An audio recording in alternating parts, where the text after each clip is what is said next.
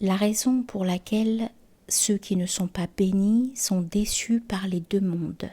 Selon la parole, il perd et la vie de ce monde et la vie future.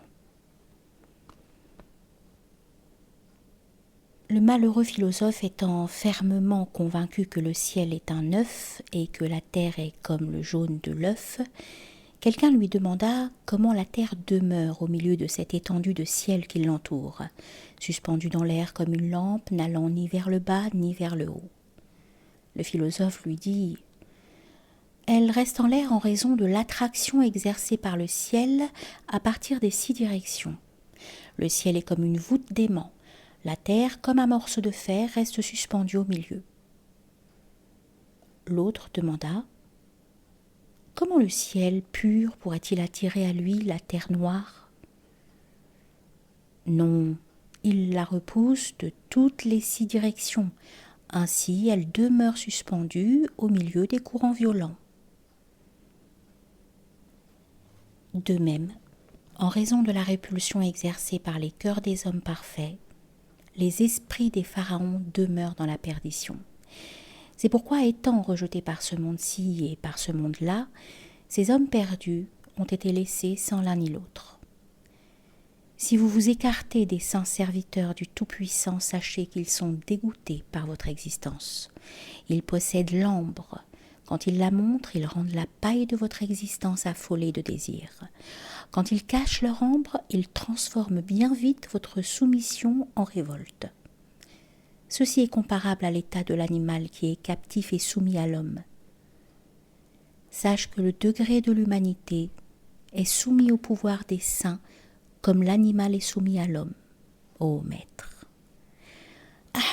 Mohammed alayhi salatu wassalam, avec justesse appelait les créatures ses serviteurs. Lis la parole, dis ô mes serviteurs.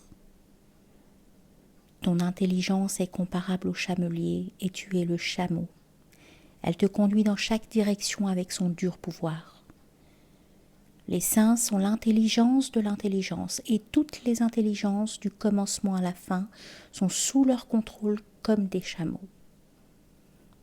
Viens, regarde-les avec considération.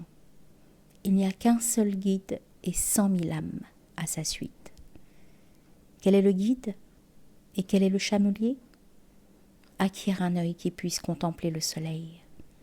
En vérité, le monde a été abandonné, cloué dans la nuit, tandis que le jour attend impatiemment, dépendant du soleil. Voici un soleil caché dans un grain de poussière, un lion féroce sous la toison d'un agneau. Voici un océan caché sous la paille. Prends garde, ne pose pas le pied sur la paille en hésitant.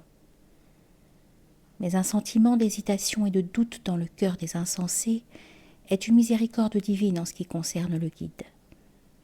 Chaque prophète est venu seul en ce monde. Il était seul, et pourtant, il avait en lui-même 100 000 mondes invisibles.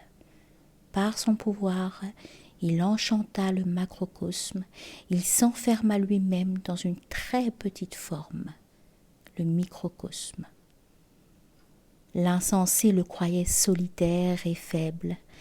Comment serait-il faible, celui qui est devenu le compagnon du roi ? L'insensé dit « C'est un homme, rien de plus ». Malheur à lui qui ne voit pas la fin.